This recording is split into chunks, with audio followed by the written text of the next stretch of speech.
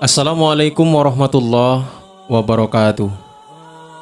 Dalam kitab Irsyadul Ibad, karya Syekh Zainuddin bin Abdul Aziz Al-Malibari, dalam sebuah bab mengisahkan tentang seorang laki-laki durjana yang meski mengalami nasib tragis di akhir hidupnya, kegemarannya membuat kerusakan dan minum-minuman keras membuatnya dibenci masyarakat di sekelilingnya. Bahkan ketika ia mati di daerah Basrah, tak satu pun orang mau mengurus jenazahnya kecuali sang istri. Detik-detik pemakaman dilewati secara dramatis. Sang istri terpaksa membayar beberapa orang untuk mengangkut jasad suaminya menuju musholla.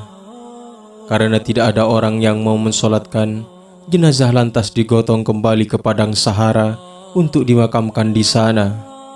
Dalam kondisi yang malang ini, tiba-tiba seorang yang terkenal zuhud datang menghampiri. Ia turun dari gunung tempatnya ibadah guna mensolatkan jenazah laki-laki fasik tersebut. Kealiman dan kesalehan sang zahid cukup harum di mata masyarakat.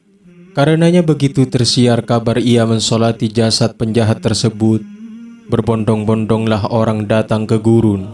Masyarakat pun heran, mau-maunya orang ahli ibadah itu menuruni gunung, lalu menghormati mayat orang yang bergelimang dosa. Aku bermimpi, seolah-olah ada suara yang mengatakan, "Turunlah dari gunung, pergilah ke salah satu jenazah yang tak ada orang lain menemani kecuali istrinya sendiri. Lakukan sholat untuknya, karena sesungguhnya ia diampuni," kata sang zahid.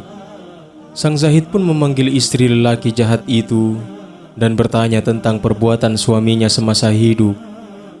"Dia sering ke kedai untuk minum minuman keras," jawab sang istri. "Ingat-ingatlah kembali, barangkali ada perbuatan yang baik." Tak ada perbuatan yang baik kecuali dia tiap hari sadar di waktu subuh, mengganti pakaiannya, berwudu, lalu menunaikan sholat subuh. Selanjutnya, ia kembali ke kedai untuk mabuk lagi. Kebaikan lainnya adalah di rumah orang yang dikenal buruk itu tak pernah sepi dari satu atau dua anak yatim yang selalu mendapat prioritas ketimbang anaknya sendiri. Ketika sadar ataupun tak mabuk, dia bermunajat seolah mengakui segala kesalahannya.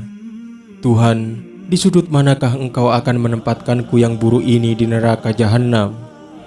Kisah ini membuka mata kita bahwa menilai seseorang tak semudah hanya dengan cara melihat pribadi lahiriahnya.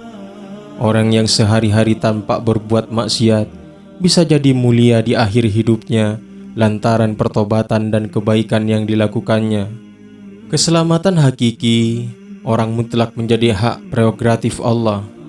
Karena itu, ketimbang memvonis orang lain dengan label hitam atau putih, alangkah baiknya energi itu dicurahkan untuk mengoreksi diri sendiri.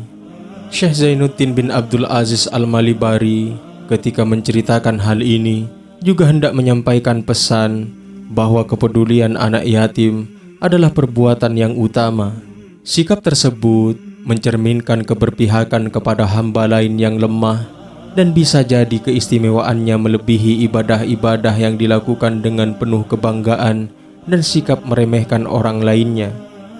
Rasulullah Shallallahu Alaihi Wasallam pernah bersabda, "Orang yang berusaha membantu janda dan orang-orang miskin seperti orang yang berjihad di jalan Allah dan seperti orang yang menjalankan sholat malam." Mudah-mudahan video singkat ini bermanfaat. Wallahu a'lam bishawab. Wassalamualaikum warahmatullahi wabarakatuh.